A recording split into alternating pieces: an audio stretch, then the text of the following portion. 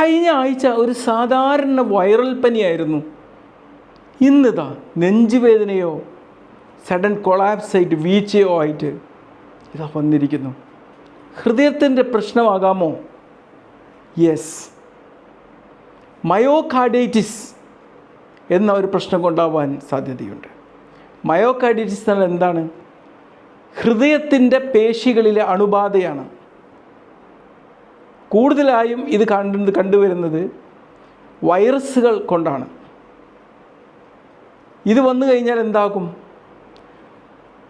നമ്മുടെ ഹൃദയത്തിൻ്റെ പമ്പിങ് കുറയും, അവരുടെ വൈദ്യുത സംവിധാനങ്ങൾ താറുമാറിലാവും.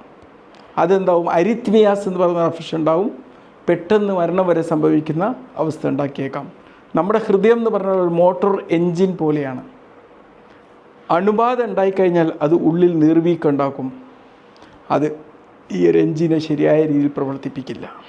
എന്താണ് സംഭവിക്കുന്നത്? വൈറസ് അണുബാധ നമ്മുടെ ശരീരത്തിൻ്റെ പ്രതിരോധ സംവിധാനം താറുമാറാകും. ഇതെന്താക്കും? നമ്മുടെ ശരീരത്തിൽ ഹൃദയത്തിൻ്റെ ഉള്ളിൽ നീർവീക്കം ഉണ്ടാക്കും.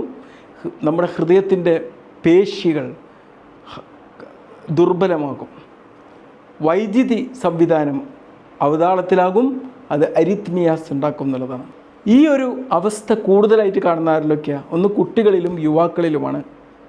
അടുത്തിടെയായിട്ട് വൈറൽ ജ്വരം ഉണ്ടായവരിലാണ്. കോവിഡിന് ശേഷവും മറ്റ് അണുബാധകൾക്ക് ശേഷവും വരാൻ സാധ്യതയുണ്ടായിരുന്നു. എന്തൊക്കെ ലക്ഷണങ്ങളാണ് കാണിക്കുന്നത്? തീർച്ചയായിട്ടും നെഞ്ചുവേദന, മയോകാർഡിയൽ ഇൻഫെക്ഷനെ പോലെയുള്ളത് തന്നെ, ശ്വാസം മുട്ടൽ, ഹൃദയമിടിപ്പ് കൂടി വരിക, നല്ല ക്ഷീണം, പെട്ടെന്ന് കൊളാപ്സ് ആവുക. എങ്ങനെയാണിത് കണ്ടെത്തുന്നത്?